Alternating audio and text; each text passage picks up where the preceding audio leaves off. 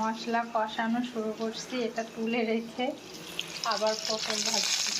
আসসালামু আলাইকুম, সবাই কেমন আছেন? আলহামদুলিল্লাহ আমি ভালো আছি। আপনার নিচে অনেক ভালো আছেন। শুয়ে আছি ফ্যানের নিচে, মানে এই যে দেখবেন আলোটা দেখতে পারতেছেন, এত পরিমাণ রোদ, আমি অবাক। আর রোদে এত পরিমাণ তাপ, আমি ক্যামেরা ঘরে দেখাবো নিশ্চয়ই। তো আবহাওয়া এরকম হওয়াটা অস্বাভাবিক কিছু না, হয়েছে। তবে অস্বাভাবিক যেটা লাগতেছে সেটা হচ্ছে এখন আমি রান্না করতে হবে। ভাত অলরেডি রান্না হয়ে গেছে, বাট আমি ফ্যানের নিচে যতবার আসতেছি ততবারই আমার ওই দিকে সব কিছু ভুলে যাচ্ছি। হ্যাঁ, ওদিকে যাওয়ার কোনো ইচ্ছাই নেই। একটু ব্যালকনিতে আসলাম, দেখেন অবস্থা। আল্লাহ, এত তাপ, এত তাপ,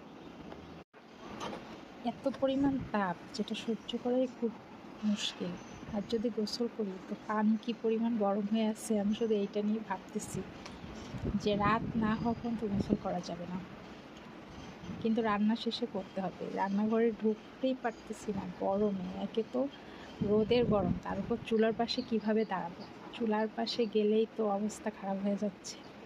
আমি একবার ভাত রান্না করতে যেয়ে পুরো ভিজে গেছি। আমার ব্যালকনি থেকে কাশফুল দেখা যাচ্ছে, কাশফুল।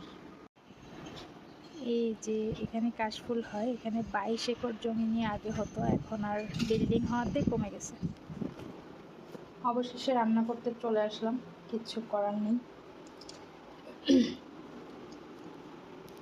কারণ আমি যে বাসায় কাজ করি ওই সাহেব ঠিকঠাক রান্না না হলে রেগে যাবে। যদিও যে পরিমাণ কাজ করায় ওই পরিমাণ বেতন দেয় না, ঠগায়, প্রচুর ঠগায়। সো যাই হোক, গরিব বলে ঠগাই দিচ্ছে, এখন আমাকে রান্না করতেই হবে, কিছু করার নেই।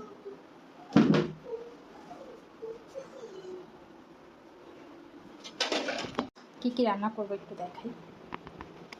কী কী বলতে, এটা হচ্ছে সাগরের মাছ, সাগরের দাতিনা মাছ মেবি, আমি নাম জানি না। আর এটা হচ্ছে পটল, মশলা করে ফেলছি, এটা দিয়ে এখন রান্না করবো। সাগরের মাছ আমি সাধারণত ভাজি না, আজকে একটু ভেজে নিচ্ছি, হালকা একটু ভেজে নেব। মাছটা একটু নরম, এই দুইটার ভিতরে একটা মাছ নরম।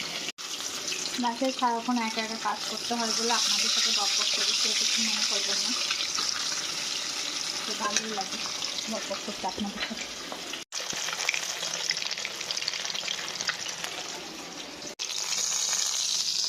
মাছ ভাজা কমপ্লিট।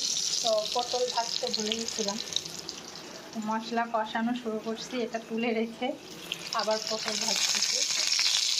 এখানে দাঁড়াই থাকলে অস্থির হয়ে যাচ্ছি, আর সব কিছু ভুলে যাচ্ছি গরমে, এতটাই গরম লাগছে। রান্না কমপ্লিট, এখন ঢেলে নেব। জস হয়েছে আজকে রান্নাটা।